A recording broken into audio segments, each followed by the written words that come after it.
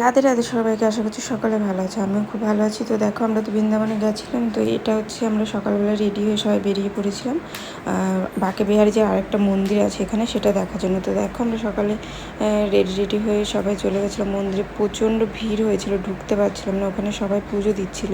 তো দেখো ভেতরটা কত সুন্দর সাজানো আছে। আমরা তো একটু কাছে যেতে চাইছিলাম, কিন্তু কাছে যাওয়া যাচ্ছিলো না, এতটাই ভিড় ছিল। তো দূর থেকে একটু দর্শন করলাম, আর তোমাদেরও একটু দর্শন করিয়ে দেবো। দেখো এখানে সবাই গেছে, সবাই রাধে রাধে বলছে। খুব সুন্দর লাগছিল ভেতরটা, আমাদেরও খুব ভালো লেগেছিলো।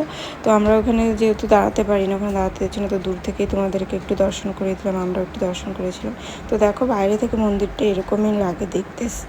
লেখাই আছে শ্রী শ্রী ঠাকুর বাঁকে বিহারে জিকে মন্দির।